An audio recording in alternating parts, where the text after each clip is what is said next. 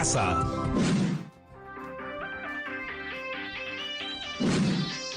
Hola, soy Mario. Y yo soy Brigitte, y esto es Aprendo en Casa, una iniciativa del Ministerio de Educación. para seguir aprendiendo desde casa de manera divertida. Hoy vamos a hablar sobre las emociones, qué son y sobre todo cómo y dónde surgen. Pues se lo preguntamos a un grupo de personas y el 85% respondió que surgen en el cerebro. Aunque debo confesar que cuando estoy muy triste siento la pena acá, en el estómago. Y cuando yo tengo miedo, se me cierra horrible la garganta. ¿Por qué será? También les preguntamos si creen que hay emociones más importantes que otras. Y un 60% dijo que sí. De hecho, un 39% de personas dijeron que la tristeza no sirve para nada. ¿Pero será verdad? De esto y muchas cosas más hablaremos en estos 25 minutos de desarrollo personal, ciudadanía y cívica. ¿Listas y listos para comenzar? ¡Aquí vamos! De acuerdo con Antonio Damasio, un reconocido neurocientífico portugués que ha realizado investigaciones sobre el cerebro y las emociones, una emoción como la felicidad, la tristeza o la vergüenza es un conjunto de respuestas químicas y neuronales que son producidas por el cerebro cuando detecta un estímulo, como un objeto, un evento o un acontecimiento. Es fácil. Una emoción es un estado afectivo que se presenta como reacción a una situación que las estimula.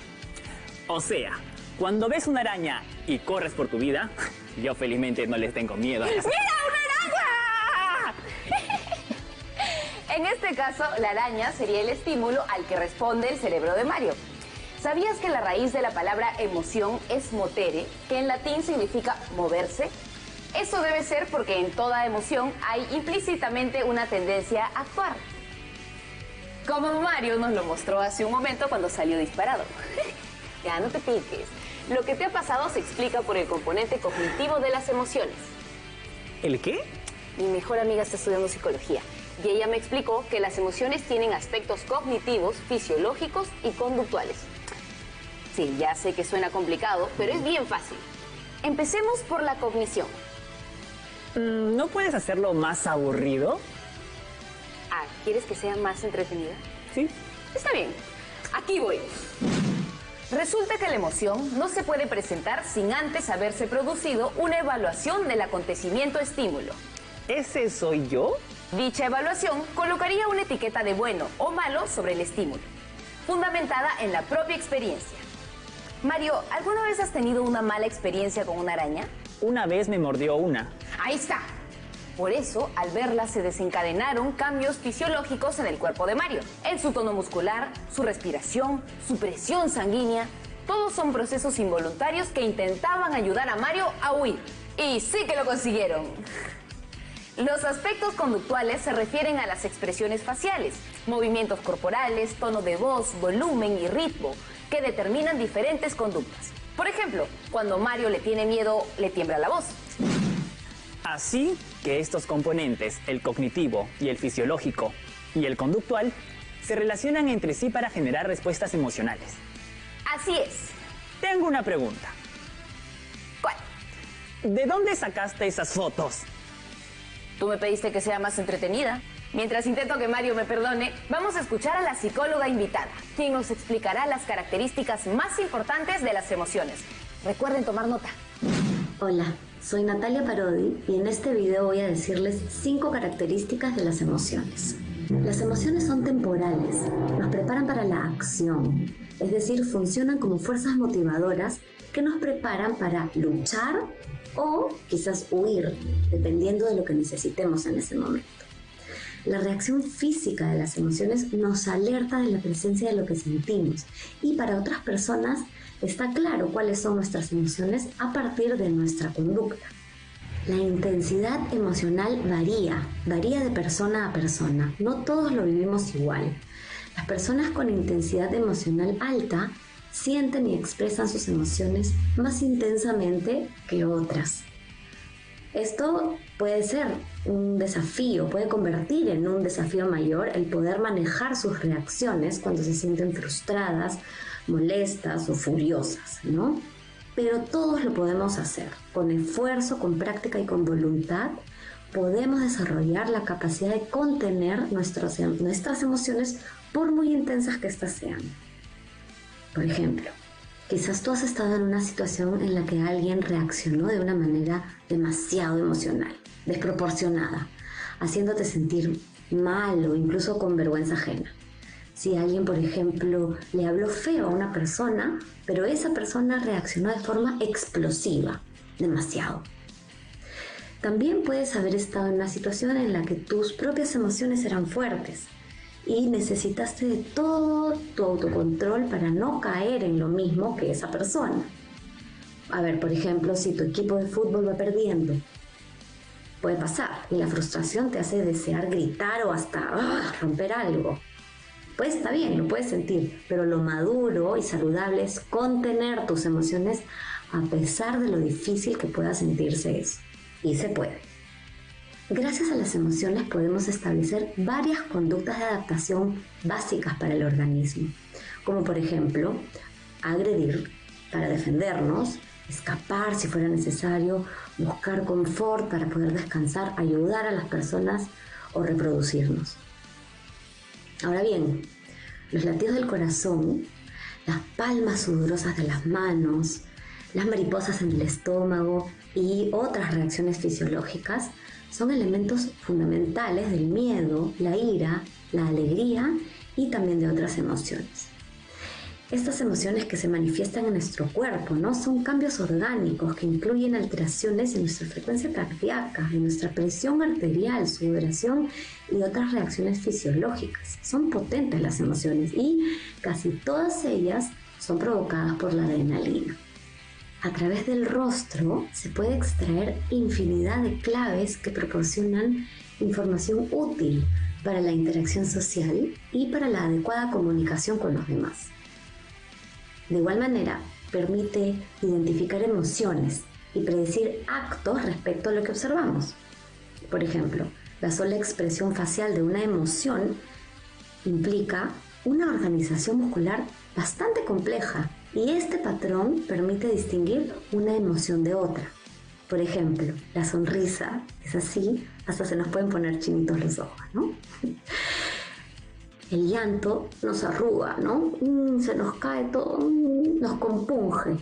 Si nos molestamos, fruncimos el ceño, furioso, esto acá se tensa. Y si queremos desafiar a alguien o cuestionar algo, tal vez nuestro cuerpo hace esto. Un alumno puede estar de mal humor, por ejemplo, porque esperaba mejores resultados en su exposición y piensa que el apoyo de su equipo no ha sido suficiente. Mientras otro alumno muestra su indignación llamando la atención a sus compañeros.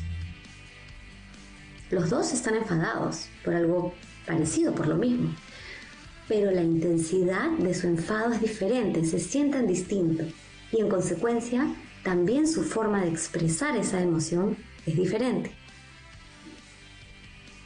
La forma en que reaccionen dependerá de varios factores, entre los que se encuentran sus experiencias personales y su aprendizaje de vida. Muchas gracias por la explicación. Me consta que son temporales porque a Mario ya se le pasó el enojo. Debe ser los estudiantes de la promo. Hola, qué bueno que llaman. Antes de empezar el programa, Brigitte y yo le pedimos a los alumnos de la promo que nos ayuden investigando sobre la clasificación de las emociones. ¿Qué tal les fue? Bien, averiguamos que hay muchas maneras de clasificarlas, pero lo usual es que se clasifiquen en emociones primarias, emociones secundarias y emociones en segundo plano. ¿Nos cuentan de qué se trata cada una? Claro, las emociones primarias son aquellas reacciones innatas del organismo ante un estímulo del entorno. En este grupo tenemos a la ira, el miedo, la alegría, la sorpresa, el asco y la tristeza. ¿La sorpresa? Jamás hubiera pensado que esa era una emoción primaria.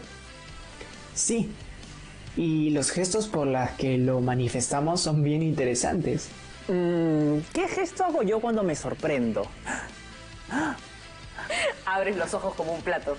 Yo hago lo mismo. Ya pues, levantar las cejas, abrir los ojos, permite ampliar el campo visual y que llegue más luz a la retina. Esto ofrece más información de la situación inesperada.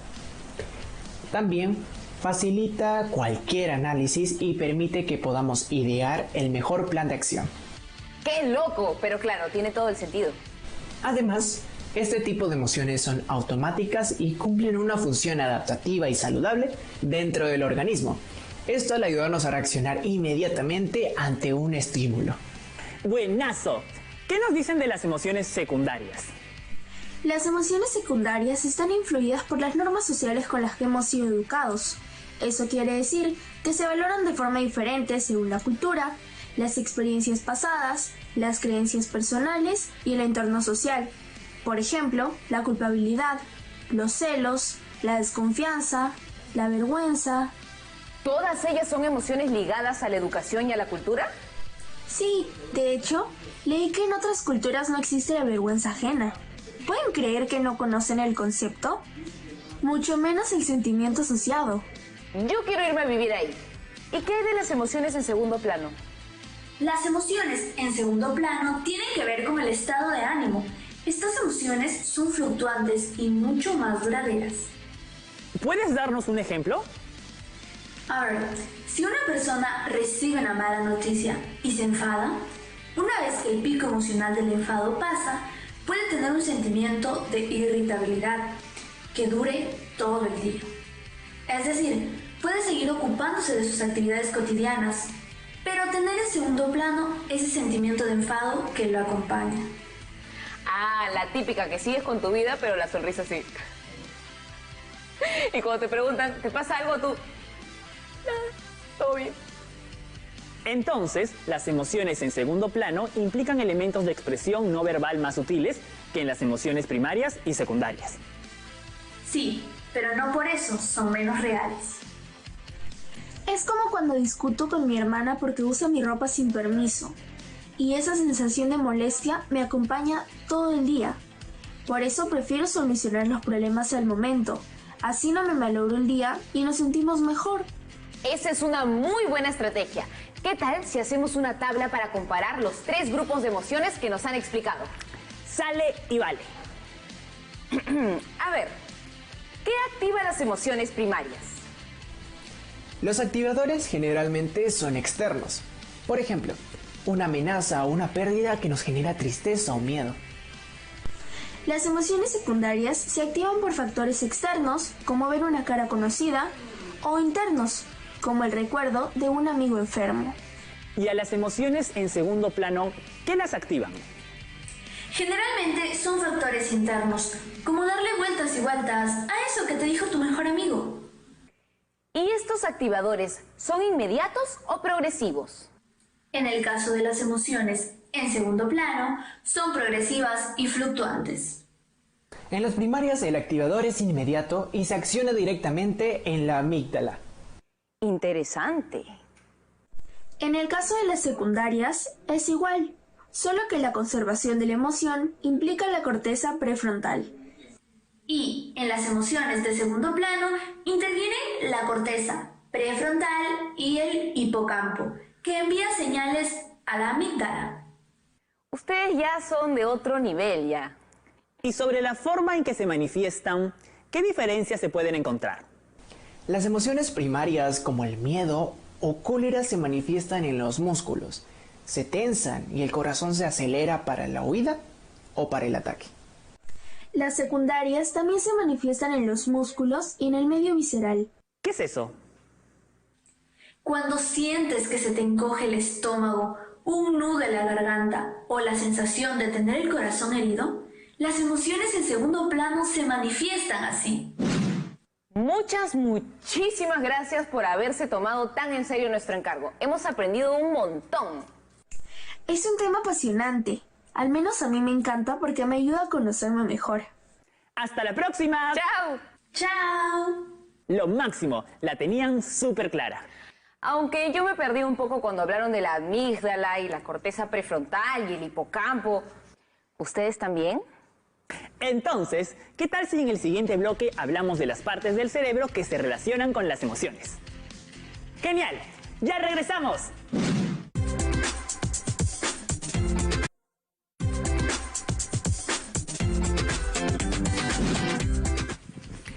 estamos de vuelta. En este programa nos hemos planteado conocer el origen de nuestras emociones. ¿Cómo y dónde surge la alegría? La tristeza. La ira. El miedo. Entre otras. En la primera parte de este episodio hemos recordado su definición y hemos hablado de sus características y clasificación. Ahora vamos a aprender en qué partes del cerebro se crean y se procesan las emociones. Desde un punto de vista fisiológico, la emoción es una reacción principalmente biológica. Moviliza al cuerpo hacia una acción específica. Por ejemplo, con la ira, la sangre fluye hacia las manos y nos predispone a la defensa o ataque. El ritmo cardíaco se eleva y surge un aumento de adrenalina que genera energía para llevar a cabo una acción vigorosa. O con el miedo, la sangre va hacia los músculos esqueléticos grandes, como las piernas. Así resulta más fácil huir y el rostro se queda pálido debido a que la sangre deja de circular por este. Estos cambios fisiológicos ocurren gracias a la intervención del sistema límbico. El sistema límbico es el área específica del cerebro compuesta, entre otras estructuras, por la amígdala y el hipocampo, que son las encargadas de brindarnos las respuestas emocionales. El hipocampo es responsable de que aprendamos y tengamos recuerdos, lo que está estrechamente relacionado con las emociones. ¿Cómo así? Imagínate que conoces a dos personas. ¿A cuál vas a recordar semanas después? ¿A la que te hizo reír o a la que apenas saludaste? Exacto, a mayor impacto emocional, mayor recordación. La amígdala es la primera en alertarnos del peligro y predisponernos para la acción. Incita al cuerpo a responder incluso antes de que seamos conscientes del peligro. Esto se debe a que los estímulos llegan primero a la amígdala antes de a la corteza cerebral. Retiene la carga afectiva de las situaciones vividas y etiqueta las dañinas para ayudarnos a evitar situaciones similares. En síntesis, el sistema límbico constituye la región donde se generan las respuestas a los estímulos emocionales. Es el lugar de los afectos, de la memoria a largo plazo, y funciona como filtro seleccionando lo agradable de lo desagradable. Ah, ya entendí por qué el miedo se siente como aquí. Es por las amígdalas cerebrales. A mí lo que me sorprende es cómo en el cuerpo humano todo sucede por una razón. Cada una de las respuestas fisiológicas tiene un porqué. Siguiendo esa lógica, cada emoción debería cumplir una función, lo cual significaría que no existen emociones buenas ni malas. Pero, ¿para qué puede servir la tristeza? Aquí hay alguien que tiene una duda similar. Hola, yo me pregunto, ¿no sería mejor que no existieran las emociones? ¿Cuál es la función de la tristeza, de la rabia, del asco? Particularmente no les encuentro ningún sentido. Muchas gracias. Para responder tu duda nos acompaña el profesor. Hola profesor, ¿cómo le va? Muy bien, muchas gracias. Espero que ustedes y sus familias también se encuentren bien. Pero es verdad que a veces nos abruman porque nos provocan cambios de humor e incluso nos distorsionan la realidad. Efectivamente, como han indicado, las emociones cumplen una función. ¿Qué digo una? Diversas funciones. Por ejemplo, nos ayudan a diferenciar aquello que es peligroso para nosotros de lo que es amistoso, lo que nos aburre de lo que nos interesa, lo que preferimos y lo que rechazamos, lo que anhelamos y lo que aborrecemos. Pero es verdad que a veces nos abruman porque nos provocan cambios de humor e incluso nos distorsionan la realidad. Así es, pero ¿qué ocurriría si no tuviéramos emociones? ¿Viviríamos más tranquilos? Probablemente porque estaríamos muertos. ¿Tanto así? Sin emociones no podríamos sobrevivir, no detectaríamos el peligro, sin contar con que nuestras vidas estarían vacías de amor y de ilusiones. No sentiríamos motivación por nada ni admiración por nadie. No aprenderíamos o el aprendizaje sería demasiado complicado, al desaparecer la curiosidad y el deseo de buscar respuestas y explorar lo desconocido. Según Francisco Mora, profesor de Fisiología Humana en la Facultad de Medicina de la Universidad Complutense de Madrid, las funciones de las emociones son 7. ¿Quién se anima a decirme una? ¿Para defendernos de estímulos nocivos? Bien.